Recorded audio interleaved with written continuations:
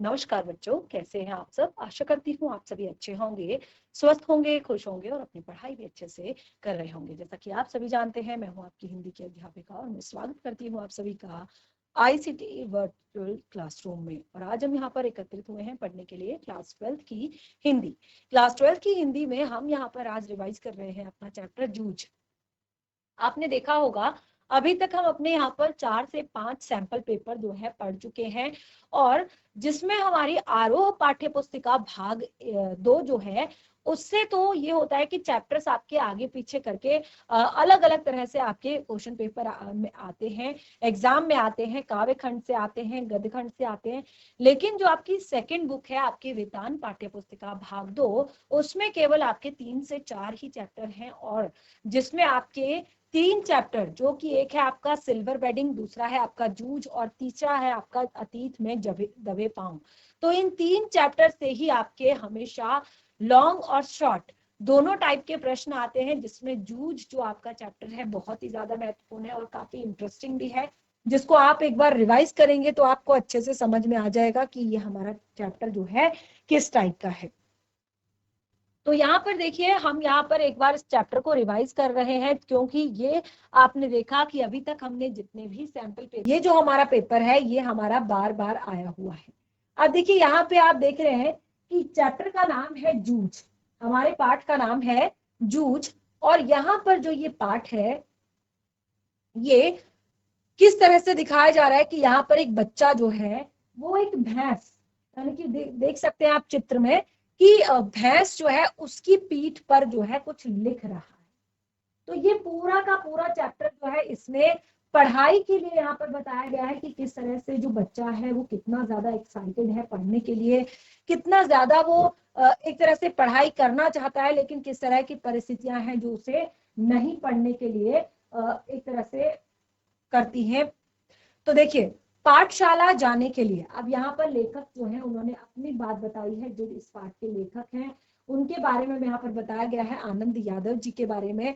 तो वो लिखते हैं, पाठशाला जाने के लिए मन तड़पता था, कि वो विद्यालय जाना चाहते थे, विद्यालय जाने के लिए, पाठशाला जाने के लिए वो कहते हैं कि मन तड़पता था, लेकिन दादा के सामने खड़े होकर कहने की हिम्मत नहीं थी।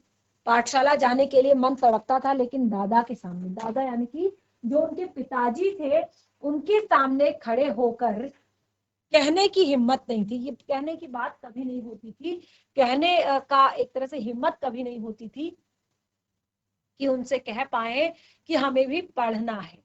वो कहते हैं कि डर लगता था कि कहीं हड्डी पसली एक ना कर देगा, कहीं डर लगता था कि हड्डी पसली कहीं एक ना कर देगा, क्योंकि उनको बहुत ज्यादा पढ़ने का मन होता था और उनके पिताजी इसके बिल्कुल खिलाफ थे। उनके पिताजी नहीं चाहते थे कि वो पढ़ाई करें, और उनको इसलिए वो अपने पिताजी के सामने कभी भी नहीं बोल पाते थे कि मुझे पढ़ाई करनी है, मुझे विद्यालय जाना है, वरना वो कहीं उन्हें बहुत पीटने दे। और इसीलिए मैं ताक में रहता कि कोई दादा को समझा दे। तो यानी कि हड्डी पसली एक करना यानी कि बहुत अधिक पिटाई करना, तो वो बिना देखे, बिना सुने, बिना समझे अंधाधुंध उनकी पिटाई कर दिया करते थे।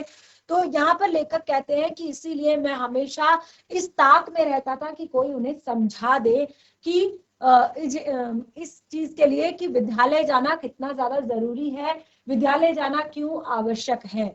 तो इसीलिए वो कहते हैं कि मुझे इसका विश्वास था कि जन्म भर खेत में काम करते रहने पर भी हाथ कुछ नहीं लगेगा। वो कहते हैं कि भले ही हमारे पास खेती है, भले ही हमारे पास खेती बाड़ी है, काफी सारा एक तरह से खेत खलिहान है, तो अगर हम जीवन भर भी खेती करते रहेंगे, खास तौर पर बिना पढ़े। अब देखिए, अगर किसान भी, शिक्षा जो है सबके लिए जरूरी है, फिर चाहे वो किसान है, फिर चाहे वो कोई भी व्यक्ति है। तो अगर बिना पढ़े लिखे आप जीवन भर अगर खेती भी करते रहेंगे तो फिर कुछ नहीं मिलने वाला।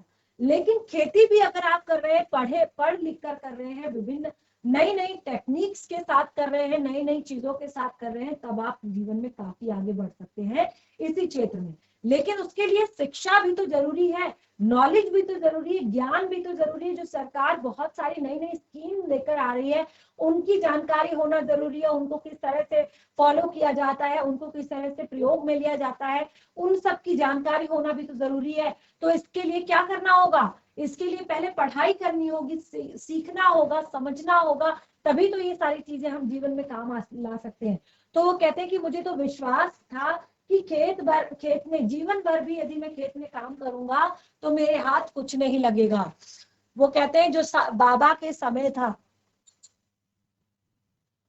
वह दादा के समय नहीं रहा, यह खेत में गड्ढे में धकेल, जो उनके बाबा के समय था वह दादा के समय नहीं रहा। यानी कि जो उनके दादा थे उनके समय, बाबा जो थे उनके समय में था, अब वो दादा के समय में नहीं रहा। यह खेती हमें गड्ढे में धकेल रही है, यानी कि ऐसी खेती जिसमें हमें कुछ नहीं पता, सिर्फ खेती करना, सिर्फ खेती करना। वो कहते हैं ये खेती हमें गड्ढे में धकेल रही है, यानी कि हमारे जीवन को हमें और पिछाड़ रही है। पढ़ लिख जाऊंगा तो नौकरी लग जाएगी, 4 पैसे हाथ में रहेंगे, विठोबा अन्ना की तरह कुछ धंधा कारोबार किया जा सकेगा। अंदर ही अंदर इस तरह के विचार चलते रहते। तो वो सोचते थे कि पढ़ाई लिखाई कर लूंगा तो 4 पैसे कमाऊंगा, नौकरी करूंगा, कुछ कारोबार करूंगा, अंदर ही अंदर इस तरह के विचार करते रहते। दिवाली बीत जाने पर महीना भर ईख पेरने का कोहलू चलाना होता। अब जैसे ही नवंबर का महीना आता है, दिवाली बीतती है नवंबर की शुरुआत में, ऐसे ही कोहलू गन्ना पेरना, ईख पेरने का काम जो है, ईख से रस निकालने का काम जो है शुरू हो जाता। कोहलू जरा जल्दी शुरू किया जाए तो दादा की समझ से ईख की अच्छी खासी कीमत मिल जाती है। यह उसकी समझ कुछ हद तक सही थी। जब चारों ओर कोहलू चलने लगते हैं तो बाजार में गुड़ की बहुयात हो जाती है और भाव नीचे उतर आते हैं। सर्दियों में आपने देखा होगा कि जो गुड़ होता है, अभी देखिए जो सर्दियों की शुरुआत होती है तो उस टाइम पे गुड़ बहुत महंगा मिलता है। जब गर्मियां होती है तो फिर उस टाइम पे भी गुड़ बहुत महंगा मिलता है। लेकिन जो सर्दियां होती है उस टाइम पे गुड़ का जो दाम होता है वो एक लेवल पर आ जाता है। तो ये बात तो उनको अपने दादा की जो है सही लगती थी कि ईख को अगर जल्दी पेरा जाए, जल्दी उससे गुड़ निकाला जाए तो उसकी कीमत सही सही मिल जाती है। बाद में जब बहुतायत मात्रा में बाजार में गुड़ आ जाता है तो उसकी कीमत नीचे उतर आती है। उस समय नंबर 1 और नंबर 2 का गुड़ बहुत ही आता था, और हमारे जैसे खेतों पर ही बनाए गए नंबर 3 के गुड़ को कौन पूछता।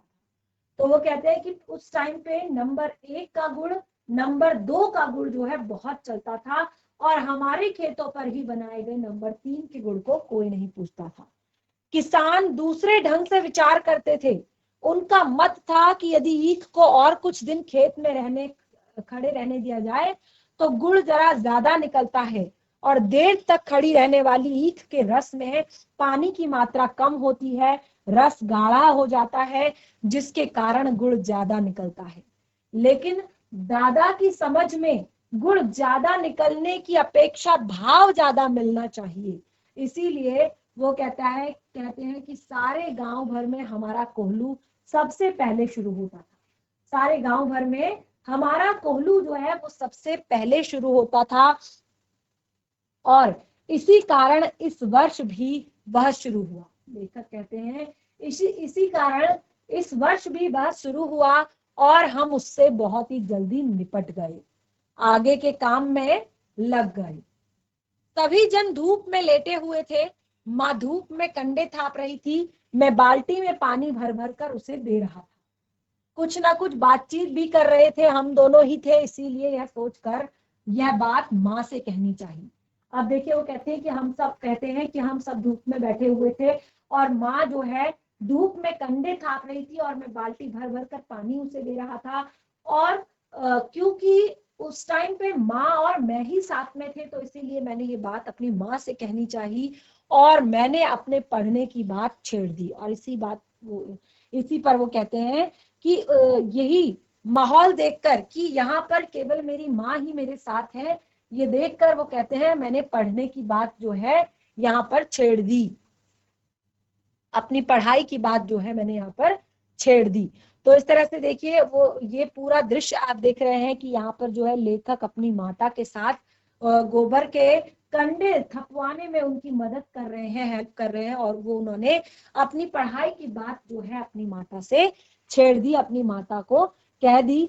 माँ ने कहा अब तू ही बता मैं क्या करूं, क्योंकि माँ भी मजबूर थी, ठीक है, माँ भी कुछ नहीं कह पाती थी पिताजी को।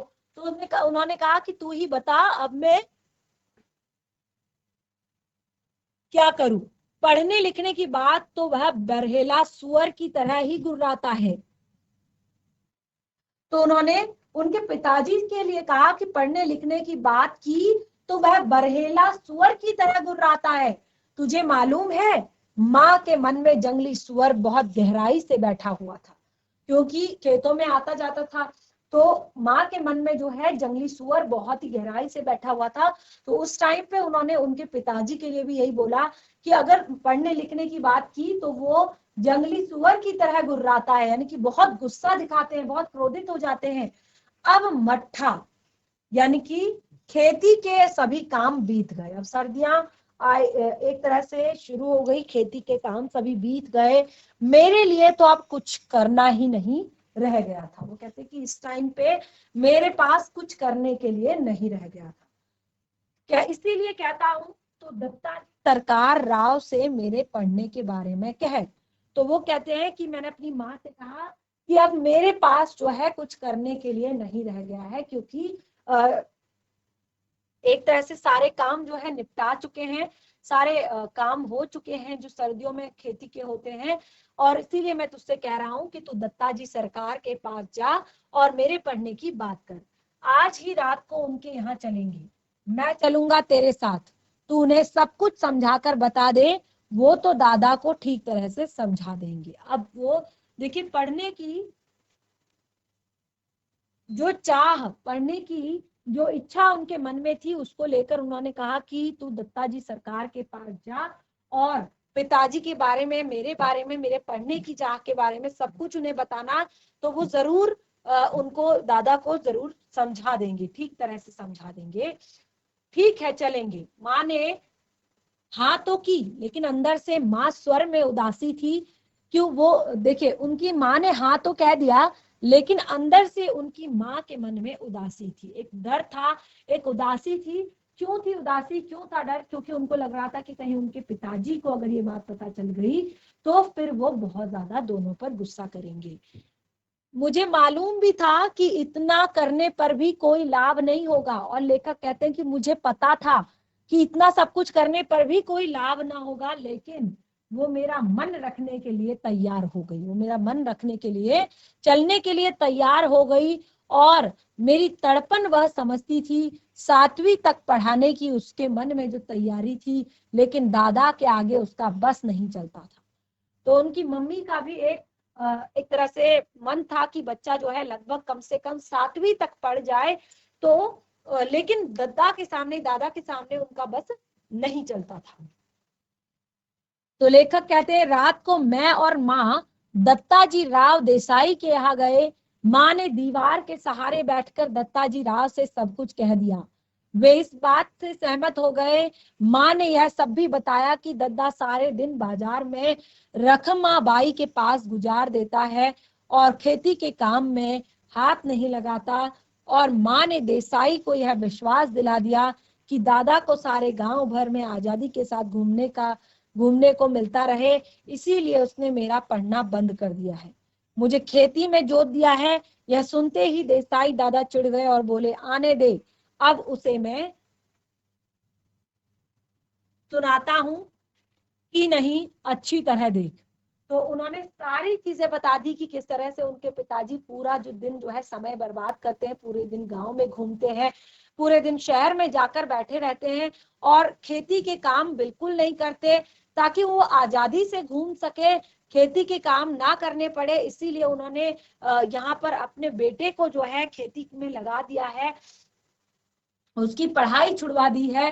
तो वो कह रहे हैं कि अब तू देख मैं किस तरह से उसको एक तरह से देखता हूँ, किस तरह से उसे सुनाता हूँ। उठते उठते मैंने भी दत्ताजी राव से कहा, अब जनवरी का महीना है, अब परीक्षा नजदीक आ रही है, यदि मैं अभी भी कक्षा में जाकर बैठ गया और पढ़ाई दोहराई कर ली तो 2 महीने में 5वीं की सारी तैयारी हो जाएगी और मैं परीक्षा में पास हो जाऊंगा।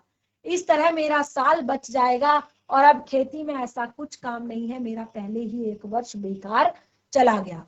तो उन्होंने क्या कहा, उन्होंने कहा कि अभी जनवरी का महीना चल रहा है और फरवरी मार्च, देखिए क्योंकि अप्रैल से न्यू सेशन स्टार्ट होता है, तो उन्होंने कहा कि अभी भी मेरे पास 2 महीने हैं, अगर मैंने 2 महीने में अच्छी तरह से रिवाइज कर लिया, अच्छी तरह से रिवीजन कर लिया तो मैं आगे परीक्षा में जो है पास हो सकता हूँ, आगे परीक्षा में मेरा साल बच सकता है और खेती में भी अब ऐसा कुछ नहीं रहा, ऐसा करने के लिए कुछ काम नहीं रहा। तो वो कहते हैं कि मेरा 1 वर्ष तो है पहले ही बेकार हो चुका है, तो मैं अब आगे अपना टाइम बर्बाद नहीं करना चाहता। तो उन्होंने कहा ठीक है, अब तुम दोनों अपने घर जाओ और जब वह आए तो उसे मेरे पास भेज देना। क्या बोला उन्होंने, उन्होंने कहा ठीक है, अब तुम दोनों अपने घर जाओ और जब वह आ जाए तो मेरे पास भेज देना और उसके पीछे से घड़ी भर बाद तू भी आ जाना रे छोरा। तो ऐसे उन्होंने कहा कि ठीक है, ये सही है, लेकिन जब वो आ जाए तो उसे मेरे पास जरूर भेज देना। और फिर उन्होंने ये भी कहा कि जब वो आ जाए तो उसके कुछ देर बाद तुम भी उसके पीछे आ जाना। जी कहकर हम खड़े हो गए। लेखक कहते हैं कि जी कहकर हम खड़े हो गए। उठते उठते हमने यह भी कहा कि हमने यहाँ आकर ये सब बातें कही है, यह मत बता देना, नहीं तो हम दोनों की खैर नहीं। माँ अकेले ही साग भाजी देने आई थी, यह बात बता देंगे तो अच्छा होगा। तो वो कहते हैं कि आप गलती से भी ये मत कह देना कि हम दोनों यहाँ पर आए थे और ये बात कहने आए थे, आप बस कह देना कि माँ अकेली ही आई थी साग भाजी देने के लिए। ठीक है, मुझे जो करना है मैं करूंगा, देख उसके सामने ही तुझसे कुछ पूछूंगा तो निडर होकर साफ साफ उत्तर देना, डरना मत। उन्होंने कहा कि मैं एक तरह से उसके सामने ही तुझसे कुछ प्रश्न करूंगा तो तू बिल्कुल मत डरना, निडर होकर जो है सवालों के जवाब देना जो मैं पूछूंगा तुझसे। जी नहीं, मैं माँ के साथ लौट आया। 1 घंटा 1 घंटा बीते रात दादा घर पर आया और मैं घर में ही आते ही माँ ने दादा से कहा, साग भाजी देने देसाई सरकार के यहाँ गई थी तो उन्होंने कहा कि बहुत दिनों से तेरा मालिक दिखाई नहीं दिया, खेत से आ जाने पर जरा इधर भेज देना। तो उनकी माँ ने जो है इस तरह से कहा कि मैं साग भाजी देने के लिए देसाई जी के यहाँ गई थी, लेकिन उन्होंने कहा कि बहुत टाइम से तेरे मालिक से नहीं मिला हूँ, तो अब अगर वो खेत से वापस आ जाए तो उसे मेरे पास भेज देना। कुछ काम वाम था, दादा ने अधीरता से पूछा। तो जब उन्होंने कहा कि क्या क्यों बुलाया है, क्या कुछ काम था, तो वो कहती हैं कि मुझे तो कुछ बताया नहीं उन्होंने। तब वो कहती है कि मैंने ऐसा कहा, उनकी माँ ने बताया, उनकी माँ ने कहा कि मुझे तो कुछ नहीं बताया उन्होंने। तो उन्होंने कहा कि तो मैं होकर आता हूँ, तब तक तू रोटियां सेक ले, गणपा आए तो उसे खेतों में भेज देना पहले ही। तो इस तरह से उन्होंने उनकी माँ से कहा कि तू रोटियां सेक ले, गणप्पा अगर आए तो उसे खेतों पर भेज देना। दादा तुरंत उठ खड़ा हुआ। देसाई जी के बाड़े का बुलावा दादा के लिए सम्मान की बात थी। आधा घंटा बीतने पर माँ ने मुझसे कहा, अब तू जा, कहना जीम ने बुलाया है। जीम ने यानी कि खाना खाने बुलाया है। आधे घंटे बाद तू जा और कहना कि जीम ने बुलाया है, यानी कि खाना खाने बुलाया है। अच्छा, वो कहते हैं मैं पहुंचा तो सरकार मेरी राह देख रहे थे। क्यों आया रे छोरे? सीधे जैसे आते ही उन्होंने कहा, क्यों आया रे छोरे? तो कहा, दादा को बुलाने आया हूं, अभी खाना नहीं खाया है। तो कहा, बैठ बैठ थोड़ी देर, अभी तो आया है वह मेरे पास। जी, मैं भी बैठ गया। धीरे धीरे दत्ताजी राव पूछने लगे, कौन सी कक्षा में पढ़ता है रे तू? जी 5वीं में था, किंतु अब नहीं जाता हूँ। क्यों रे? दत्ता ने मना कर दिया है, खेतों में पानी लगाने वाला कोई नहीं है। क्यों रत्नप्पा? जी हाँ। तो उन्होंने यहाँ पर उनके पिताजी से पूछा, क्यों रत्नप्पा, ये ठीक कह रहा है? तो उन्होंने कहा, हाँ जी। फिर तू क्या करता है? सरकार दादा से जिहर करना शुरू किया तो सारा इतिहास बाहर निकल आया। सरकार ने दादा पर खूब गुस्सा किया, उन्होंने दादा की खूब हजामत की और देसाई के मट्ठा खेत को छोड़ देने के बाद दादा का ध्यान किसी काम की तरफ नहीं रहा। मन लगाकर वह खेतों में श्रम नहीं करता है, फसल में लागत नहीं लगाता है, लुगाई और बच्चों को काम में जोतकर किस तरह खुद गांव भर में खुले सांड की तरह घूमता है और अब अपनी मस्ती के लिए किस तरह छोरे का जीवन बलि चढ़ा रहा है, यह सब उन्होंने सुनाया। यानी कि उन्होंने उनके पिताजी को बहुत सारी बातें सुनाई, बहुत सारी चीजें सुनाई कि तू किस तरह से खेतों में काम नहीं कर रहा है, मन नहीं लगा रहा है, फसल की लागत अच्छी नहीं हो रही है तो फसल पर काम नहीं कर रहा है, अपने बच्चों को, अपनी बीवी को खेतों में जोत रखा है और तू खुद घूम रहा है। तो इस तरह की बहुत सारी बातें उनके दादा को सुनाई। दादा के हर एक तर्क को दत्तान राव ने काट दिया और मुझसे कहा, सवेरे तू पाठशाला जाता रहे, कुछ भी हो पूरी फीस भर दे उस मास्टर की और मन लगाकर पढ़ाई कर, किसी भी तरह साल नहीं मारा जाए। इसका ध्यान रख, यदि इसने तुझे पढ़ने के लिए नहीं भेजा तो सीधा चला इधर, सुबह शाम जो हो सके वह काम कर, यहाँ आ और पाठशाला जाते रहना, मैं पढ़ाऊंगा तुझे। तो उन्होंने क्या कहा? उन्होंने कहा कि सुबह शाम तुझसे जो हेल्प हो सकती है उसको कर दे, उसके बाद पढ़ाई कर और कभी भी कोई चीज समझ में ना आए तो यहाँ आ, मैं तुझे पढ़ाऊंगा। इसके पास जरा ज्यादा बच्चे हो गए हैं, इसीलिए तुम्हारे साथ कुत्तों की तरह व्यवहार कर रहा है। तो क्या कहा कि इसके पास जरा ज्यादा बच्चे हो गए हैं, इसीलिए तुम्हारे साथ कुत्तों की तरह व्यवहार कर रहा है। मैंने मना कब किया जी, इसको जरा गलत सलत आदत पड़ गई थी, इसीलिए पाठशाला से निकालकर जरा नजरों के सामने रख लिया। कैसी आदतें? चाहे जैसी, यहाँ वहां कुछ भी करता, कभी कंडे बेचता, कभी चारा बेचता, कभी सिनेमा देखता, कभी खेलने जाता, कभी खेती घर के काम में इसका बिल्कुल ध्यान नहीं लगता है। दादा ने मेरे ऊपर अचानक हल्ला बोल दिया। तो अब देखिए, क्योंकि उनके ऊपर बात आ गई थी तो उन्होंने सारी की सारी जो बातें थी, सारी की सारी एक तरह से झूठी मन गढ़ंत बातें जो थी वो सारी की सारी बोल दी और फिर इस तरह से फिर से उसे फंसा दिया, लेखक को फंसा दिया। तो उन्होंने पूछा, क्यों रे छोकरे? तो उन्होंने कहा, नहीं जी, कभी एक बार मेले में पट्टा पर पैसे लगा लिए थे, दादा तो कभी भी सिनेमा के लिए पैसे नहीं देते हैं, इसीलिए खेत पर गोबर बीन बीन कर माँ से कंडे थपवा लिए और उन्हें बेचकर ही कपड़े बनवाए थे। उसी समय एक बार सिनेमा भी गया था, मैंने भी झूठ सच मिलाकर ठोक दिया। तो सब कुछ जो है क्लियर कर दिया, सारी बातें जो है वहां पर बता दी कि किस तरह से क्या चीज हुई थी। तो उन्होंने कहा कि अब यह सब बंद कर दे और सिर्फ पढ़ाई में मन लगा। नहीं पास हुआ है कभी, ना पास नहीं हुआ है कभी। उन्होंने कहा, नहीं जी, पाठशाला जाना ही बंद करा दिया, इसीलिए परीक्षा में ही नहीं बैठा हूँ। अच्छा अच्छा, अब तू घर जा और सवेरे से पाठशाला जाने लग। तो इस तरह से वो कहते हैं लेखक कि मैं उठ खड़ा हुआ, बाहर निकलते निकलते मैंने सुना, अरे बच्चे की जात है, एक आध वक्त सिनेमा चला भी गया तो क्या हुआ, एक आध बार खेलने लग गया तो क्या हुआ, इस बात पर उसका पढ़ना लिखना बंद करा देना है क्या?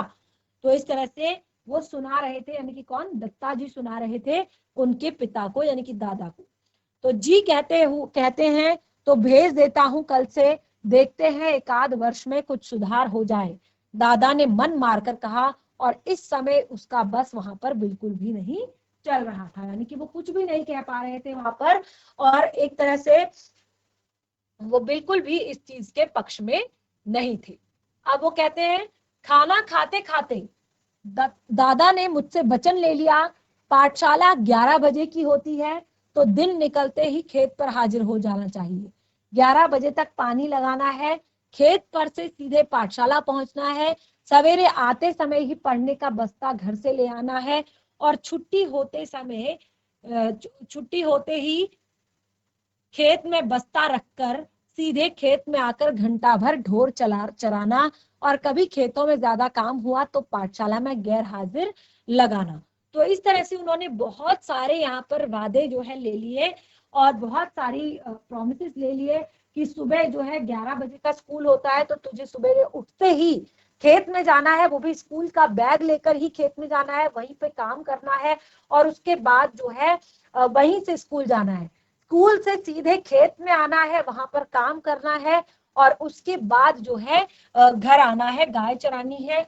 तो और कभी कभी जब ज्यादा जरूरत पड़े तो स्कूल की छुट्टी भी करनी है। तो खेत में काम होगा तो गैर हाजिर रहना ही चाहिए और खेत में कभी ज्यादा काम हुआ तो गैर हाजिर तो रहना ही चाहिए। मैं ऐसे बोल रहा था मानो मुझे सारी बातें मंजूर हैं, क्योंकि मन आनंद से उमड़ रहा था। लेखक कहते हैं कि उस टाइम पे मेरी सबसे बड़ी विश, सबसे बड़ी इच्छा जो है पूरी हुई थी कि मुझे स्कूल जाने का मौका मिल रहा था, मैं स्कूल जा रहा था। तो उस टाइम पे मैं उनकी बातों को बिल्कुल इस तरह से उनकी बातों पर इस तरह से हामी भर रहा था जैसे मुझे सारी चीजें मंजूर हो, सारी बातें मंजूर हो, और लेकिन मन जो है खुशी से आनंद से उमड़ रहा था। हाँ, इतना मंजूर हो तो पाठशाला जाना, नहीं तो पढ़ना लिखना किस काम का। तो उनके पिताजी अभी भी कहते हैं कि ये सब चीजें तुझे मंजूर हो तो ही पाठशाला जाना, इतनी सारी चीजें वरना इतनी पढ़ाई लिखाई जो है किस काम की। तो वो कहते हैं मैं सवेरे शाम खेतों पर आता रहूंगा ना, हाँ यदि नहीं आया किसी दिन तो देख गांव में जहां मिलेगा वहीं को चलता हूँ। तो उन्होंने कहा कि अगर नहीं आया तो गांव में जहां मिलेगा वहीं पीटूंगा, कि नहीं तुझे, तेरे ऊपर पढ़ने का जो भूत सवार हुआ है, मुझे मालूम है बालिस्टरी नहीं होने वाला है तू। दादा बार बार कुरकुर कर रहा था तो मैं चुपचाप गर्दन नीची करके खाना खाने लगा। तो इस तरह से उनके जो दादा थे, उनके जो पिताजी थे, उनको बहुत ज्यादा एक तरह से पढ़ने के लिए बहुत ज्यादा रोकते थे, क्योंकि उनको लगता था कि अगर ये पढ़ने चला जाएगा तो फिर उनके खेतों में काम कौन करेगा। रोते धोते पाठशाला फिर से शुरू हो गई। वो कहते हैं कि धीरे धीरे किसी तरह से रो धोकर पाठशाला फिर से शुरू हो गई। गर्मी सर्दी हवा पानी वर्षा भूख प्यास आदि कुछ भी ख्याल न करते हुए खेती के काम में चक्की में 11 से 5 बजे तक पिसते रहने से छुटकारा मिल गया। उसी चक्की की अपेक्षा मास्टर जी की छड़ी की मार अच्छी लगती थी। तो वो कहते हैं जिस तरह से चक्की में पिसना जो है, जो दिन भर खेती के काम की भूख प्यास आदि का ख्याल न रखते हुए सब चीजों में एक तरह से पिसे रहना, वो कहता है कि उससे अच्छी तो मास्टर जी की वो छड़ी की मार थी, उसे मैं मजे से सहन कर सकता था। दोपहरी भर की कड़क धूप का समय पाठशाला की छाया में व्यतीत हो रहा था। गर्मी के 2 महीने आनंद में बीत गए। फिर 5वीं कक्षा में जाकर बैठने लगा। फिर से नाम लिखवाने की जरूरत नहीं पड़ी। 5वीं नापास की टिप्पणी नाम के आगे लिखी हुई थी। वह 5वीं के ही हाजिरी रजिस्टर में लिखा रह गया था। पहले दिन कक्षा में गया तो गली के 2 लड़कों को छोड़कर कोई भी पहचान का नहीं था। मेरे साथ के सभी लड़के आगे चले गए थे। मेरी अपेक्षा कम उम्र के और मैं जिन्हें कम अकल का समझता था, उन्हीं के साथ अब मुझे बैठना पड़ा। तो वो कहते हैं कि क्योंकि उनका 1 साल पहले ही खराब हो चुका था, 1 साल पहले से 1.5 साल पहले से वो घर में थे। तो वो कहते हैं कि मेरी जान पहचान के केवल 2 बच्चे थे, बाकी सब मुझसे आगे चले गए थे और जिनको मैं कम अकल समझता था उनके साथ मुझे बैठना पड़ा, और कम उम्र थे मुझसे तो उनके साथ मुझे बैठना पड़ा। और यह बात कक्षा में पहुंचने पर समझ में आई तो मन खट्टा हो गया। बाहरी अपरिचित जैसा एक बेंच के सिरे पर कोने बेंच के सिरे पर कोने में जाकर बैठ गया। तो लेखक क्या कहते हैं कि जैसे बाहरी अपरिचित सा, जैसे बाहर से आए हुए कोई व्यक्ति होते हैं ना जो जान पहचान के नहीं होते, तो उनके जैसा मैं एक कोने में जाकर बैठ गया।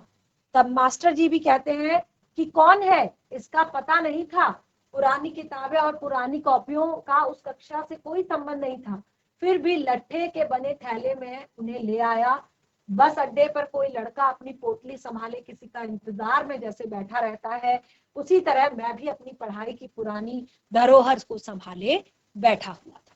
तो यहाँ से शुरुआत हुई थी उनकी कक्षा की, जब उन्होंने दोबारा से पढ़ना शुरू किया था, दोबारा से शुरुआत हुई थी, इसके बाद का जो आपका पार्ट है वो बहुत ही ज्यादा इंटरेस्टिंग है, बहुत ही ज्यादा मजेदार है। तो जैसे कि मैंने आपको बताया कि आपकी परीक्षाओं की दृष्टि से ये चैप्टर जो है काफी ज्यादा महत्वपूर्ण है, तो इसीलिए आप इसको घर पर भी एक बार रिवाइज करें। और जैसे मैंने यहाँ पर आपको बताया, इसके बाद का जो पार्ट है उससे आपके काफी सारे प्रश्न बनते हैं, तो उनको आप इस चैप्टर को रिवाइज करने का रीजन भी यही था कि यहाँ पर उन पार्ट्स को आप ज्यादा अच्छे से पढ़ें, समझें, और क्योंकि प्रश्न जो है वहीं से और ज्यादा आते हैं, और जो लॉन्ग आंसर टाइप क्वेश्चन है वो भी इस पूरे चैप्टर को यदि आप पढ़ेंगे तो उससे आपका आएगा।